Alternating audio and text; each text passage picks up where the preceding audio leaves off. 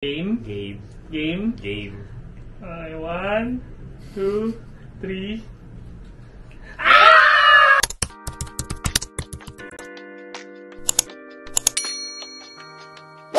Hi guys! Welcome back to our vlog. I'm Toph.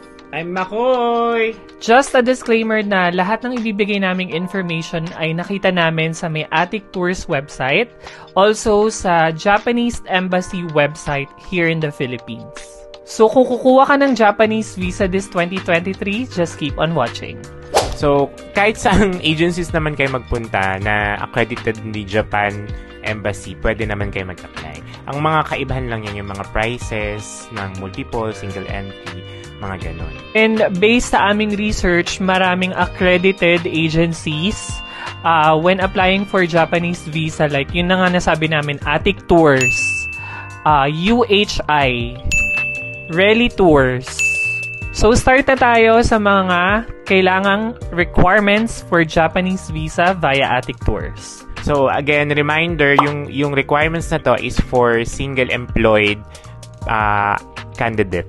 So, ang first na kailangan mo ay passport.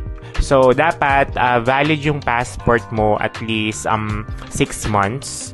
Tapos, dapat may last 2 pages na blank yung passport mo. And also, not broken and in good condition para tanggapin siya ng Japan Embassy. Second requirement naman is yung visa application form. So, if nakapunta na kayo ng Korea, matutuwa kayo sa Japan visa because 2 pages lang siya and it's very simple. Yung Japan visa form, we will link it down below kasi dun lang din namin siya kinuha online. And then, take note, pag ipiprint nyo na siya, it should be in A4 size. Additional tip for visa application form, pwede nyong i-handwritten yung mga answers nyo sa visa application form or just to make it simple, gawin nyo na lang din siya online. Pwede naman siyang computerized. Next is ID picture. Ayan, photo.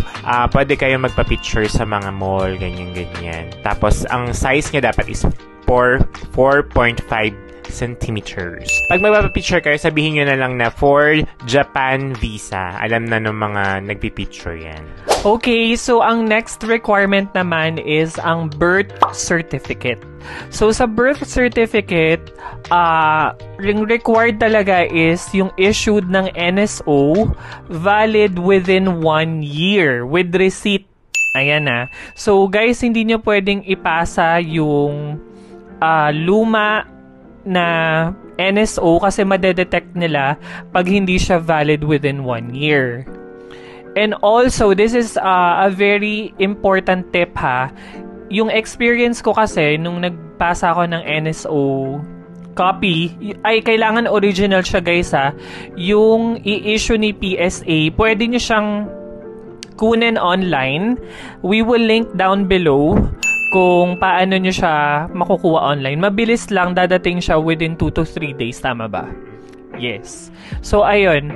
May mga NSO kasi na pagdating is malabo yung copy or unreadable siya. So, if unreadable yung copy ng NSO nyo, make sure lang na meron din kayong photocopy of Certificate of Live Birth. Meron pa ako ditong ilalagay ng mga information. Let's say, for example, if late registration kayo or no record of birth, lahat dito yan, makikita nyo. Just read it and we will link down below naman lahat ng info. Yan, next is, hindi na to applicable sa amin dahil single kami. So, marriage contract kung married na kayo. And then, kukunin nyo din to sa PSA or sa NSO. Tapos, again, same sa birth certificate, if unreadable yung naka-print dun sa NSO or PSA, kailangan nyo pa rin yung local civil registry.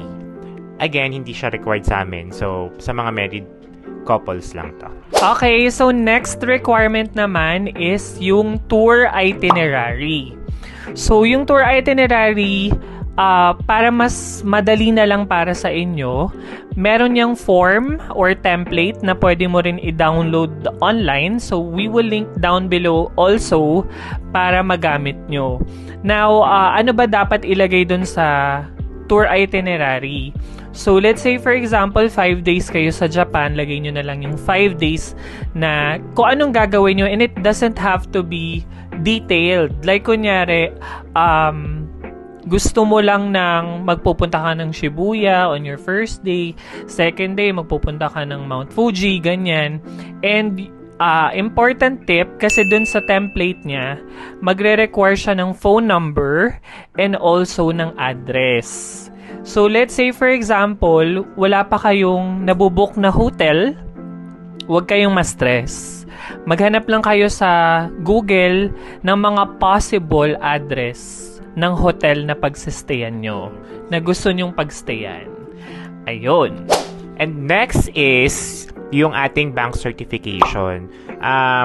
Hindi na daw kailangan if you have ITR na merong ADB yung bank certificate mo. Pero in case, palagyan nyo na lang din ng ADB pag kumuha na kayo sa bangko nyo. So, ang pagkuha ng bank certificate, punta lang kayo sa bangko ninyo and then ask for bank certificate for visa. Tapos sabihin nyo din kung Japan visa ito. And then, alam na nila yung gagawin nila doon.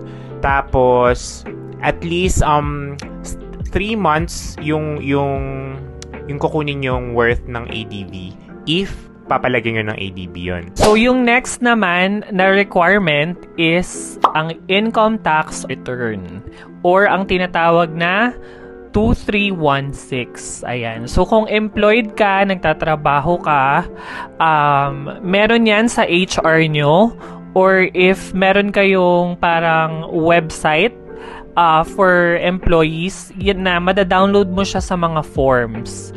So, important thing about the 2316 naman is, kailangan nyong ipasa yung pinaka-recent na 2316. So, it's 2023 now. So, yung year 2022, yung previous year. Tapos, important din na may 4 signatures yung ITR nyo. So, 2 from your employer, 2 sa'yo. Pag mag-print kayo ng inyong mga documents, in all sizes na lang ng A4. Yan. Para uniformed lahat. Ayan. And then next guys, yung additional requirements or additional documents na lang pero hindi naman siya required ni embassy. Yung sinubmit din namin to yung aming COE or Certificate of Employment na nakalagay yung position and yung annual income. Tapos yung flight ticket, round trip yung binigay namin. Tapos guys, kung gusto nyo mag-apply ng multiple entry visa, ang same lang din siya ng requirements pero ang kadagdagan lang dun is yung ating multiple entry form.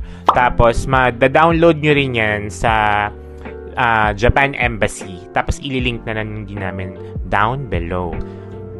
Tapos kailangan nyo lang din i-fill out yung form.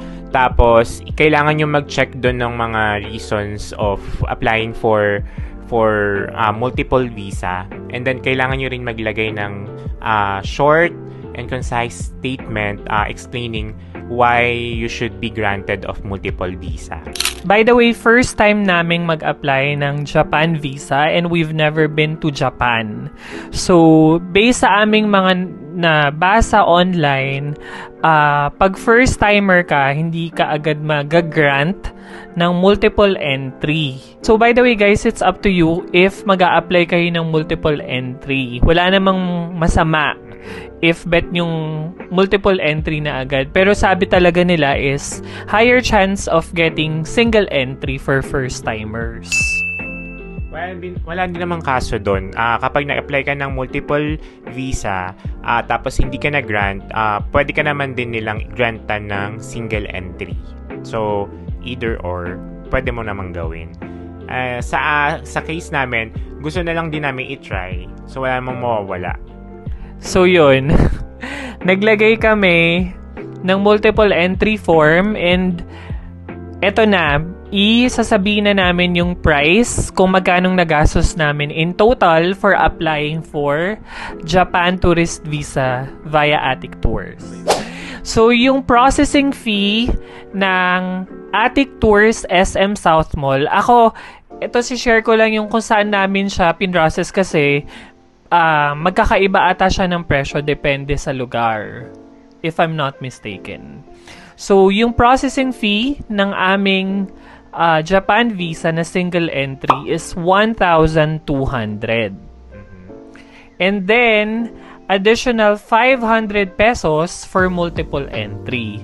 And take note, non-refundable. Whether tanggap kayo or hindi. Pagdating sa bank certificate, ang dami nagtatanong, how much ba dapat yung laman ng bangko ko bago ako mag-apply ng Japan visa?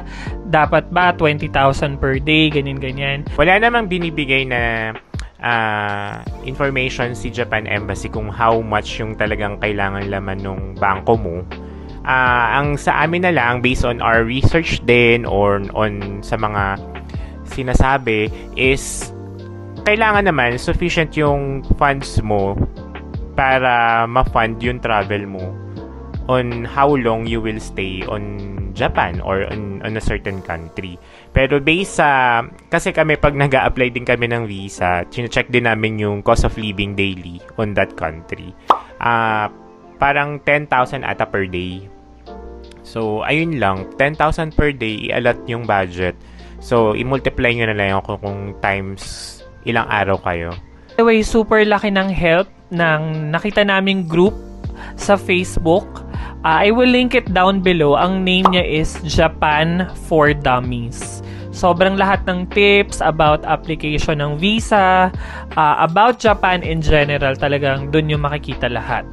Additional tips pa is, as per the recent update ng Japan Embassy, ayaw nila ng maraming naka-insert doon sa application na mga unnecessary documents. So, honestly kami, may mga nilagay kaming hindi kailangan. Like, for example, yung flight ticket. Ako, nag-insert pa ako ng screenshot ng YouTube page ko just for me to prove na nagva-vlog ako and I want to vlog Japan in all seasons. So, yun, hindi na siya mga kailangan talaga. So, as much as possible, stick to the requirements lang na kailangan. Ayun guys, so eto na, ikikwento na namin yung experience namin on how we get the Japan visa. So, nung October 5, nag-apply kami sa Attic Tours nung Japan visa for multiple entry.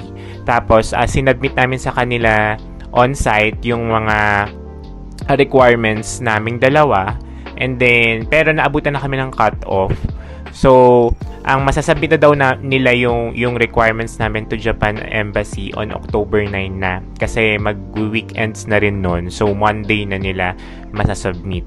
So, on October 9, dun lang napasa yung requirements namin to Japan Embassy, and then sinabi rin ng Attic Tours na 1 to 2 weeks yung processing nung visa. And then, pero, naka-receive na kami ng text from them on October 12. So, ilan yun? Mga 3 days, so 3 days after. Oo, kung nasubmit nila ng 9. 9. So, 9, 11, 12. ayun, 3 days naka-receive na kami ng text from Attic Tours na readily available na yung passport namin sa kanila. Tapos, nung naka-receive na ako ng text sa kanila, yung text is, parang sabi lang, is ready na siya for pick-up. Walang indication kung approved ba yan or denied. As in, talagang anxiety levels talaga, ibang level yung kaba. And by the way, if, kunyari, ikaw lang yung nag-apply, ikaw lang ang pwedeng kumuha ng passport mo. Same as, kunyari kaming dalawa, it's either one of us lang ang pwedeng kumuha or mag-claim. Even if may mga authorization letter, ganyan, hindi nila i-honor. Tapos, ayun guys, in terms naman nung timeline kung kailan kayo mag-a-apply, so wag masyadong maaga before nung flight ninyo. Like, for example, mga 5 months before yung flight ninyo. Kasi masyadong maaga yun. Baka ma-deny kayo kasi yung single entry visa is good for 30 days ba? 30 days. Or 30 days or 90 days? 15. Ayun. Tsaka yung validity niya. So, good ata is advisable na timeline is 3 to 2 months before your flight. Yun na yung pinaka-safe na mag-apply na kayo ng Japan visa. So, ayun guys, we are very happy. Nag-apply kami ng multiple entry and we were granted a single entry. Ayan. So, yung single entry na na-approve sa amin is for 15 days. So, medyo expected na natin, no? Na single entry. Oh. Hindi mag-expect ng multiple dahil first timer. Correct, hindi naman nag-expect. Pero ito, sa next na, if ever na mag-Japan tayo ulit, pag nag-apply sana ng visa, hopefully, ano na siya, multiple entry. So, ayun, overall, yung experience namin with Attic Tours was very, very smooth. Wala talaga kami naging issue sa kanila. Sobrang reliable sila, guys. If you will check yung mga sikat na mga travel vloggers, Attic Tours din yung pinupuntahan nila. Ayan. So, Attic Tours, super dami nilang branches. Meron sila sa MOA, SM North, SM Clark, SM Fairview, SM Mega Mall, SM Cebu City, SM Davao, and also SM South Mall. So, ayun guys, thank you so much for watching this video. If may mga questions kayo, just comment down below and we will do our best to answer all of your questions. And hopefully na nasabi namin lahat ng mga important things, yung mga basic na requirements para sa Japan visa. Ayan. At sana nakatulong kami sa inyo. So, if you have plans or if dream country nyo ang Japan, apply na kayo ng visa. Walang mawawala, guys. Walang mawawala. Okay? So, guys, kung hindi pa kayo nakakapag-subscribe, please don't forget to subscribe to our channel. And also, don't forget to hit the notification bell. Para updated kayo sa mga susunod na happenings. Yes, and marami tayong magiging vlogs sa Japan! Ubus ang pera. Ubus ang pera and we will be there for 11 days. So, thank you so much guys for watching. Bye!